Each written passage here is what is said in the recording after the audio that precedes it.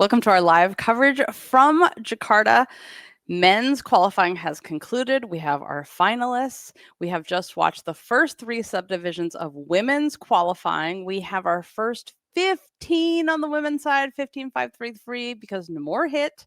We're going to talk about all the subdivisions and what happened tonight. It's October 20th here in Jakarta, and welcome to the #1 gymnastics podcast in the galaxy. I'm Jessica, and I'm reporting live on location in Jakarta, and Spencer is analyzing everything at home and watching all of the broadcasts, which you can watch on Eurovision Sport. Thank you so much, Eurovision Sport. And you can also just go to the FIG website because they have it as well. And Spencer does a website called The Balance Beam Situation, and it's very popular if you haven't heard of it. Our World Championships headquarters at gymcasta.com is live, and our guide for Worlds, who's in what division and who to watch, is up. You can download it now. Our Worlds coverage is brought to you by Gymnastics Medicine. You can learn more about them, like back pain is not normal ever for a gymnast. I am really a fan of theirs at gymnasticsmedicine.org. The show is also brought to you by Club Gym Nerd, which is how we get the special coverage, how we're able to travel here. This episode will continue with another 30 or 40 minutes for our Club Gym Nerd members, where we go into a deep dive. Or like 2 hours if we can keep Jessica up that long, because there's so much. I was writing notes and I was like, nope, we don't have time to talk about that wolf turn. We don't have time to talk about that wolf turn. Oh, yes, we do, because I have to talk about a lot of wolf turns today. There's so much to talk about. I'm gonna stop. I'm gonna just ask Coop, can you find my phone, and I don't know where it is, and turn everything on can you put it all on airplane mode, turn everything off, just in case, because we're getting a little glitchy and I don't want anything to interfere. Oh my god. Normally I do that, but tonight I want to make sure everything is good. Okay, so let's start with the headlines, and start with Kaylia Nemour. Yes, we'll start with Kaylia. Let's start with the good one. There was a good one. There was bars. It was amazing. Yes. It was perfect. I have no notes. Magnificent. You're doing it correctly. This is great. Yep. Her bars were definitely the thing about her bars is it was so excellent and so fantastic, and yet this wasn't even her best bar routine. She did a better one in podium training when she what was better? did full routine. It was less, a couple times in this routine, she had to sort of muscle a skill or throw it. Kind of, it didn't flow everything perfectly, which you can't. I mean, she's so good. It's only because I've watched her 1,000 times that I see the difference. But it was just not as perfectly floaty. But it was an almost sort of 15-3-3. I thought it was pretty floats. Yeah, and the thing was, the one that she did in podium training was even better. That's what I'm telling you. So, you're saying you're calling that 15-5-3-3 is not going to be her peak on bars at this event. Yeah, she could get She's a better. Go higher. Yep, she could. That's how good her full podium training routine was. So, yeah, and you can watch it. All the routines that we have that are on our YouTube channel, and please subscribe, because that helps us a lot if you subscribe to our YouTube channel. Okay, the other highlight, other than that, the other Kaylia Nemour routines. So anyway, she qualified. She's second in the all around right now with 2 falls. So that's a positive day, because you got a high 53.865 with 2 falls. So you're going 56 if you had hit. But I think the interesting thing is she went for the Yurchenko double full on vault. Which she shouldn't short, hands down. So that was one of the falls. And I think that's going to be a very interesting decision watch for the all-around final. Is it worth going for this if you can score so well? I look at the field, we still have 7 subdivisions to go. So every opinion is TBD. This is an in-progress opinion. But if I'm Kaylia Nemour and her coach, I'm looking at this right now and saying, I don't think I have to go for the, even if I don't think I have to take the risk and go for the Yurchenko double full in the all-around final. I got a 15-5-3-3 on bars. I can go for the full. Right. And that's the thing. Okay, so when I saw her, she fell in warm-ups too on that vault, and I was like, oh no, she shouldn't do it. But did she need it? Because let's talk about it. She had a fall on beam. Yes, and on a wolf turn. yeah. Which is why they should be banned. And her for I like this is the thing that's so positive for me. Like her choreography is really good and it's really different and I really like what she's doing and she's really like making such an effort to do something unusual. And I think this is the part of having her old choreographer as her coach now. It's like it's really like fresh. It's fresh, fresh, fresh. And I'm just liking it a lot. So I wish she just didn't have to do a wolf turn because otherwise the routine would be perfect. Well, But she doesn't so have to do it. No one has to do a wolf turn. but it's like worth so much, even though it's so bleh. Could even though it's There's Kayla always Nemour. a choice, Jessica. Oh, I You don't know. have to I acquiesce. You can always exactly. choose not to wolf turn. You can. Um, what do you The, think? How do you think this is going to go? If she okay. hadn't done that double full with a fall, would she still have qualified? I mean, we think she's going to still qualify to the all around Well, final. no, we don't think that she definitely 100% is going to be in the all around final. The thing is, what I also took from that beam routine, where she is fourth on beam right now with a fall. Again, lots of gymnasts still to go, but she's fourth on beam with a fall. Her E score with that fall is within 5/10 of the top E score on beam. Well, first of all, that tells me, oh, Kaylia's their new Nina. Their new Nina Derwal, where it's, Nina could go on beam and it was like cough and get like a 9.2 E score because they were just like, everything you do is perfect and correct. Kaylia's the new Nina. She, like that, the other lesson there is you don't have to go for everything because you're going to score huge with a pretty comfortable routine for you. And she Yep. didn't do everything today. She didn't go for the two-footed layout on beam, which is another one of her options. She did the back handspring layout, step out, layout, step out. But yeah, I'm looking at. I think for me, it's like the Kaylia lesson is, yeah, you're gonna score very well, except for bars where you do have to go for everything because you're Kaylia Nemour and you can hit it and you can get a 15.5. Other than that, you can score very well with kind of things that are very comfortable. So I would watch the rest of what's happening, the rest of the subdivision, see where you rank overall, but then kind of make a tactical decision about like, oh, I don't have to go for necessarily the Yurchenko double fall. Although I think I disagree with you because I like that she went for it in qualification because she's using this like the Chinese men. She's moved into her Chinese men era and she's using Oh it yeah. like they do in qualification. Like, we'll see how it goes. And then you can make the informed decision about the one that really matters, the all around final, once you've seen how the thing went in qualification. If she didn't go for it in qualification, you have less information on which to make an informed decision for the all around final. So if you Yeah. can do it safely, if it's not an injury risk, then that's a different conversation. But if it's just like you might fall on it, then I say go for it because you're obviously going to qualify for the all around final anyway. You're in camp. Pusillanimouses will never be heroes. Is what I've you been really want spending to too say. much time around you, yeah, over the That's last right. decade plus, and we were becoming each other. That's very scary. I want to talk about the leaders and the first leader in the all around as of now after 3 subdivisions, which is not very many subdivisions. No. Shigahara. We did get to talk to her a little bit, and by that I mean we didn't get to ask any questions, but the Japanese media asked so many questions that we got lots of information. But it's interesting. She did not have her best meet, and she talked about that. And she has been sick and like enough that she has like lost weight from being sick. And so she mentioned that specifically. But most importantly, she did her own nails, and she's very proud of them. And they have crowns on them.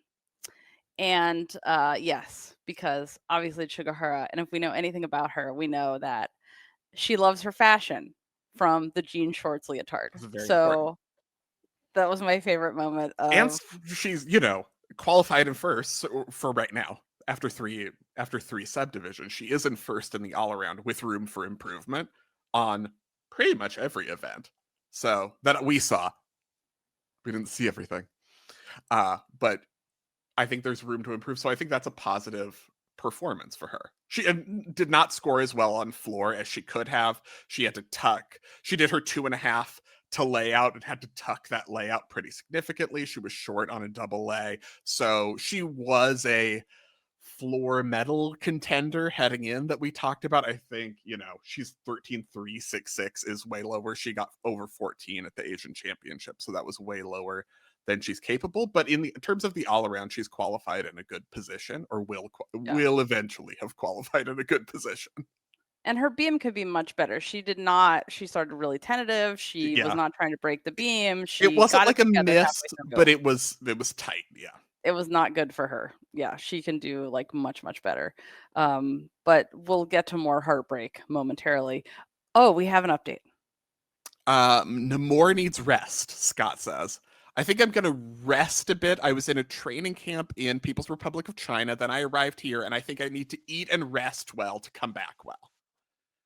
Everyone's tired. We need to talk about you, whether Scott, for that quote. Thank you, Scott, for the information. Yes, I guess.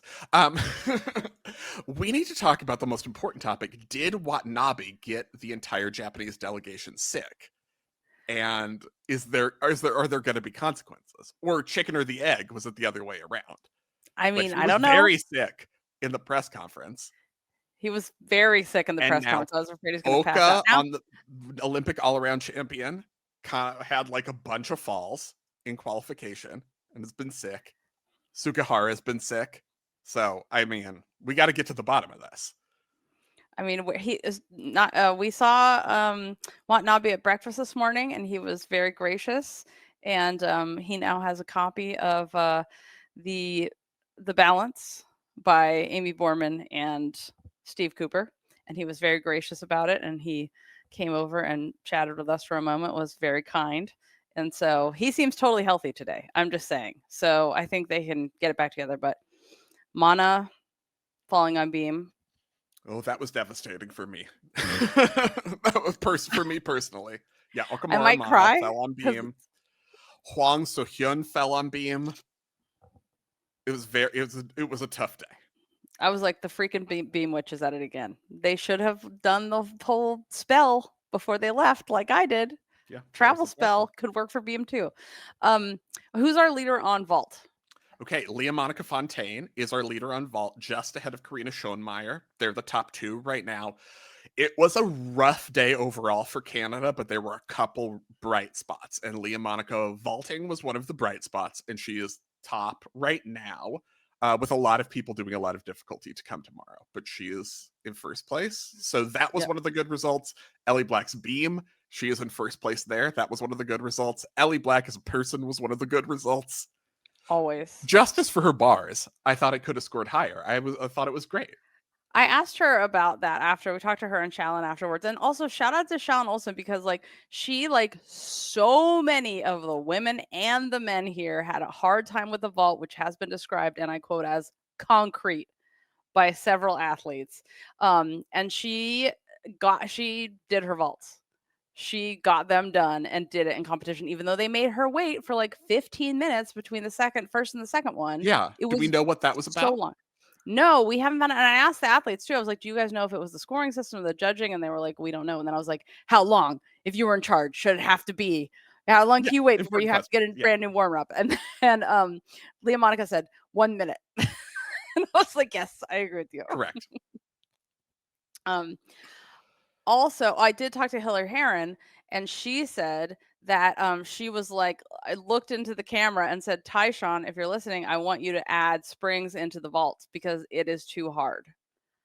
Okay, well, you heard it from a legend of the sport who originated an entire element. So, Tyshawn, I think you have your order. Did she say why she scratched floor?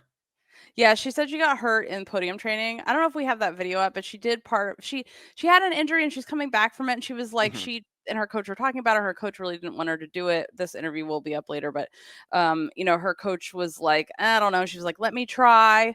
So she started to do floor, and that's the routine, where she stopped and then crawled off the floor and did the she was like, this is not happening.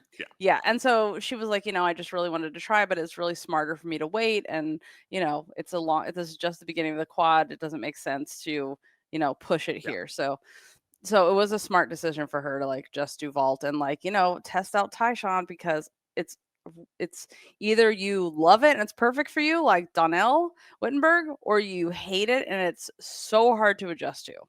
So there's that. Okay. Leader on bars. Guess who? It's Kaylia Nemour. We talked about being phenomenal. Ellie Black is leading on beam with a 13.466. This is excellent. Kishirina is our leader on floor, 13.566. We only saw the second half of her routine on the broadcast on the stream, but you said she had her first pass, her double tuck was excellent. Yeah, it was great. Mm-hmm. She did a really nice job on it. It's like, Japan, it was like, oh, they were all over the place today. It was like they have such brilliance, but then they had the falls on beam. And so, and I don't think there is a single gymnast who wasn't all over the place today. And we had no. some really bright moments, but no one was like, I nailed it. And I Yeah. thought Karina Schoenmaier was going to be the one who was like, I nailed it. But then she had trouble on beam, right? Yeah. And then she had one of my favorite wolf turns of the day on floor. It was a Yes. single wolf to single butt.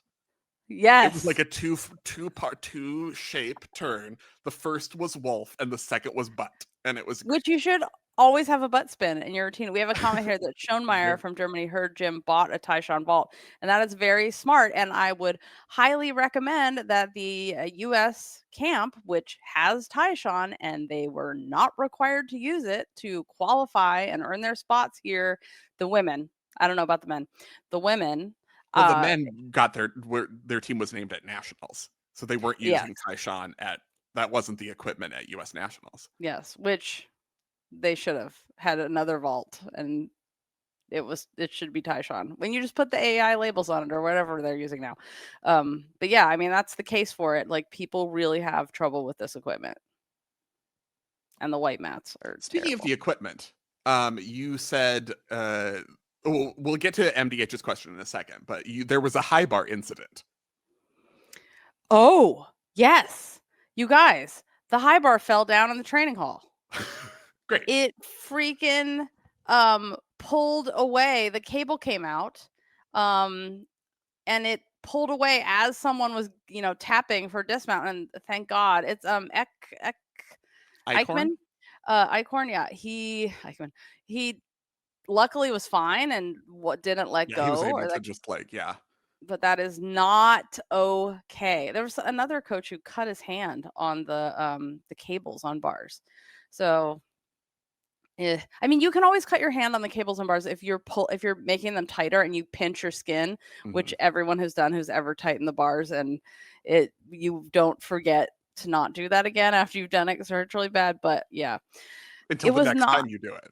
Yeah, it was not a great day overall, though. There were some things. And we have the men's code controversy, which is so just like, the women just had an update before, but it was like the help desk update before, which is the judges saying, hey, these are just a reminder here. We're showing you examples of how this should be judged. But the men had a bigger update that was we're changing the code, which is the one thing they did for safety is they said, hey, in January, we're going to take out this bonus for dismounts because obviously we've already had someone paralyzed and someone else died and we don't really know if that was on a dismount, but it's too dangerous. But they didn't change it right away, but they did change how some things were judged, and that affected Brody Malone's high bar score, even though you can ask the judges to judge your routine and you can ask them for feedback in podium training. It's really nice. You can be like, hey, am I going to get credit for this?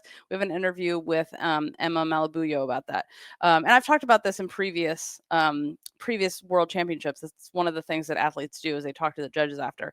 And so apparently Brody's coach said that it was, they said, yeah, he's going to get credit for that. And then he didn't when he did the actual routine. So the question really is it fair to change how something is judged or the degree at which it will get credit or no credit at all 4 weeks before a world championship? And I think the obvious answer is no. That's not okay.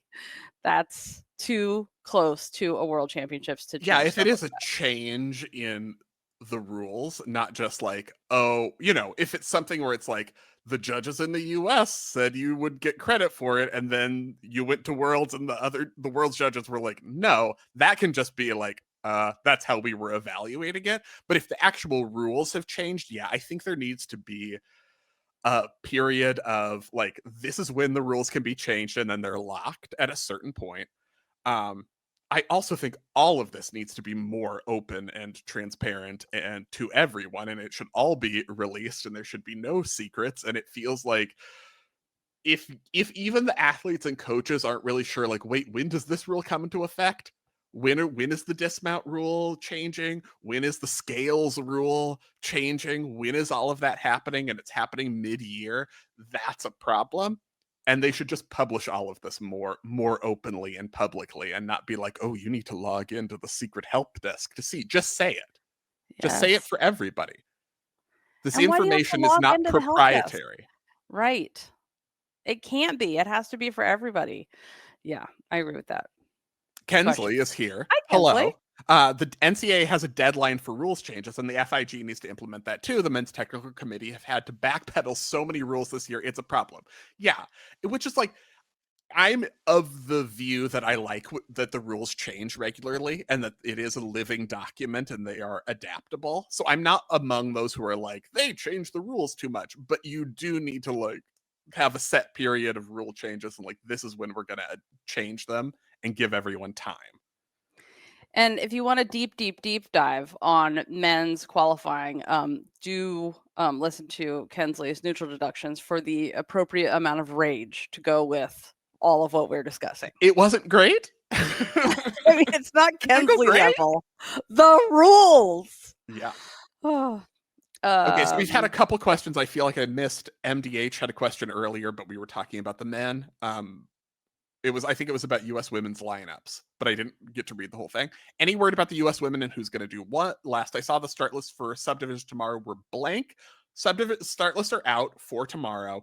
It is as expected. So Dulcie Kaler and Leanne Wong are doing the all around, and then Sky Blakely's bars and beam, and Joss Robertson is on the list for vault and floor. She is on the list to do 2 vaults. So she said it was going to kind of be, we'll see how things go with the Chung, but for now she's at least has the opportunity to do 2 vaults in qualification. Yeah, and like, why not? Yeah, and why not? Yeah, Who's gonna whip out that level of vault? You might as well just try it. Oh, I also, speaking of lineups, I wanted to talk about making the case for an accredited traveling alternate to all world championships, because we had Asher Hong injured in the warm-up hall right before the competition. No alternate, an alternate, if here, could have stepped in to replace him, but there was no alternate because there were no traveling alternates, and it takes 3 days to get here. So a non-traveling alternate is already a ridiculous thing in the first place. And so I just feel like it's a precedent for things that need to change. You should always have a traveling alternate. Accredited. Your thoughts? I feel like the FIG needs to, this is kind of a bigger issue, because the FIG needs to decide whether this is an individual worlds or a team worlds with no team final. Because that's kind of how it feels right now.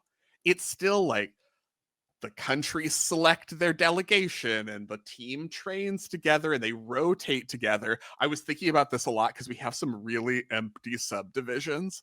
And I'm like, if you really treated this like an individual world, you could be much more efficient with some of these rotation groups and subdivisions, because you've got empty rotation groups or one person going. And I'm like, let's go together. I know it's inconvenient when you rotate with other countries, but hello, an event final. All the different countries have to be able to prepare together and, prepare the equipment and work together and communicate. So you've got to be ready for that. And I feel like there's a more efficient way to do it if you really said this is an individual world. So even if you're from the same country as someone else, you're not necessarily in the same subdivision. You're not necessarily rotated together because it's actually an individual world. And then in that case, no traveling alternate. But if this is just a team worlds with no team final, then yes, you should have a traveling alternate, is kind of what I feel about it. Speaking of that, speaking to the are you a team or not a team, I really like the teams where everyone is wearing a different leotard. Because remember, we had that rule for a while in Tokyo where you had the individual qualifiers, even if they were from the same country, and they had to wear different Leos. And some of the countries, like Korea, are doing that. And it's really cool. And I like to see as many Leos as possible. So I would like Yeah, that if to you be don't have to keep track of people being on the same team so that you need to know they're together, then right. And that during the competition, you can tell who's who and they wear a number. and Double Double. Linzers says if it's truly an individual worlds, would they nix 2 per country? That is the question. Because that's another part of this is actually a team worlds because you still have 2 per country. I think for 2029 they should do it more like a World Cup final. You have to qualify during the year at World Cup events. No automatic spots for anyone, and there's no per country. You can send as many people can go who as individually qualify. I think it would be worth trialing that as an idea at least and see how it goes. And maybe it's like one country dominates everything and wins, like has 8 people in an event final, and you're like, okay, maybe that's not what we want. We want a little more diversity It'll than that. 100% happen like that. But I think it's worth, they already like so many people are treating this worlds as an afterthought. They couldn't find a host and then had to kind of compromise in ways that didn't go great in terms of their like standards for vetting the host. So yeah. Wonder why it's a worlds when there are so many problems. Yeah. Okay, reminder that you can watch this on Eurovision Sport. I'll watch all the qualifications for free in the US, and then after that, you can watch with a VPN in Europe, or it's going to be on Peacock or NBC. Got an update again every day. I've been following up the FIG, and the FIG has been very helpful in responding to me. So Watanabe really oversold it with this is the first time the spectators will be able to see the AI scores. So it was another time where he said something and everyone was like, wait, what? We have to do Yeah, what? yes. And then there was a lot of scrambling and running around. You could hear like dishes crashing in the background. And then and then so I got an answer today, and that is that there will be no D scores on the broadcast. It will be in finals only, and it will be select AI D scores, right? We're still getting like the yes, you're still the judges are still allowed to give D scores. Who can say? We might also not get any D scores on the broadcast. No Fujitsu D scores on the TV, and they're only for selected routines and only in finals in the arena. So I think it's only selected routines because they're going to be like Spencer said they're not going to match and it'll be humiliating. So let's make sure they line up. Like, realize that like we don't take women as much into account as we should, and this technology is not ready for Beam, but we're promising it like it's ready for everything. And it cannot do beam combinations. Because can it do beam combinations? I mean, we'll find out. I have not heard that they have the technology to determine whether you connected that non-rebounding mix series or not. Yeah, we'll but they might. See. But I don't know. Yeah. Do you have any questions? Any more questions? Any of your highlights that we need to mention before we get to the behind the scenes the club members part where we talk about all the details? Because I have a story for you guys for behind the scenes. I was like, I have never seen this at a gymnastics meet. It was very disappointing and not at all Indonesian. It wasn't the Indonesian people. Ruth says, are the white mats impacting people's ability to see the beam clearly? Yes. They have said that. So the athletes we've talked to have said that beam is the best of the events. It's the least difficult, but it was an adjustment. Beam colors at least has a contrast to the mat color. And in general, they like the Taishan better. Taishan is not like skinnier with rounded sides like the Gymnova is, because Gymnova is not actually the right width. But they like a lot of people said they've gotten used to seeing the bar when they're doing bar routines, but it's the landing that you can't tell where the mat is since it's white, and so your depth perception is gone. And a lot of people said they're slowly getting used to it. But vault, hands down, has been the worst. Most people have figured out floor. The punch is weird. Like we saw Visser punch out of her, I think Yes. it's her double layout to land on your back. Whip triple fall. Whip triple punch fall, front. sorry. It's her last pass is like the double back punch front. She figured out and did it. But Well, yeah, the first she did the one, punch front because it was like it didn't go great in the first pass. right, because she made it because she was like, oh, you have to slam this thing like you're trying to break down the door to a burning building with kittens inside. That's how serious you have to smash this floor to get a punch out of it. And that's how she did it. But the first one, she just went up in the air and landed on her back on the side of the floor, like sort of rolled off the corner, and recovered very nicely. It was very well done. It was just she connected her triple full to a sideways cannonball. That's what it was. It's just that put it in the code.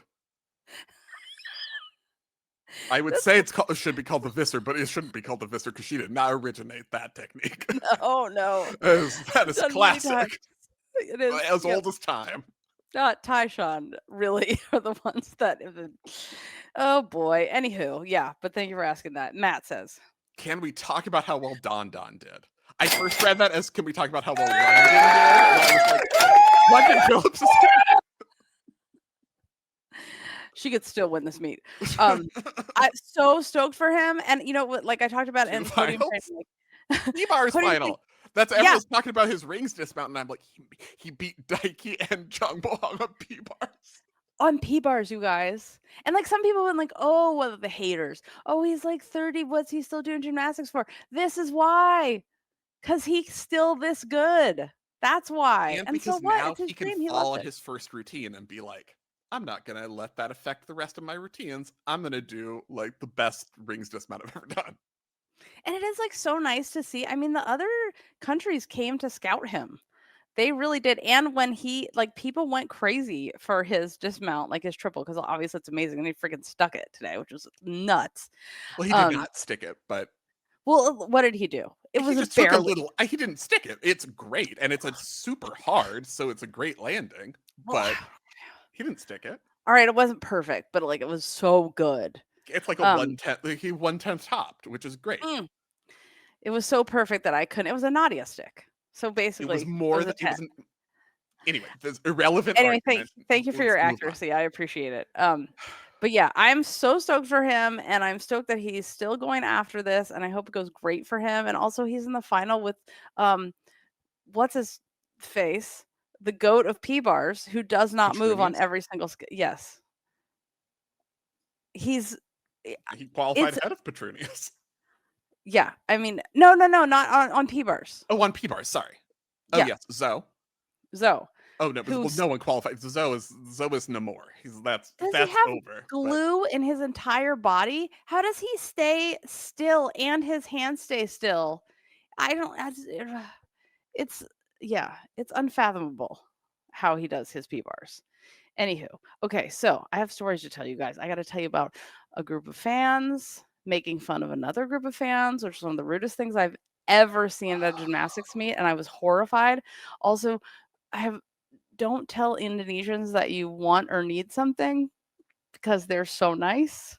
And then I have to tell you about the wildlife, which is horrifying some people, and I'm so happy about it. So this is where our conversation continues for our Club Gym members who helped pay for the trip. We have 5 more days of live podcasts coming up from World Championships here in Jakarta. Our club members get this extended coverage where we're going to talk for another who knows how long and go into detail about every single subdivision. If you can't afford a Club Gym Nerd scholarship right now, that's okay, because our community is amazing and they are providing scholarships for you. So if you financially, you can't afford a Club Gym Nerd membership, that's okay. You can go to the forum, go to show stuff, and then go to Gymnastics Scholarship. And we are matching these scholarships because you guys have all been so generous that we want to bring more people into this community too. So it's a whole year membership. So it's on the honor system. So please be honorable. And if you want to sponsor a scholarship, we got another scholarship sponsored yesterday. So you can email three, you guys. Yeah, a total of 6. You guys are amazing. So you can email editor@gymcasting.com. And thank you all for doing that. And so if you're not a member yet, you can join at gymcasting.com, join the club tab, And if you're not a member, we will see you back here tomorrow for an every day after this, all the way through podcast every single day till the end of World Championships. We'll see you after women's qualifying, which includes the U.S.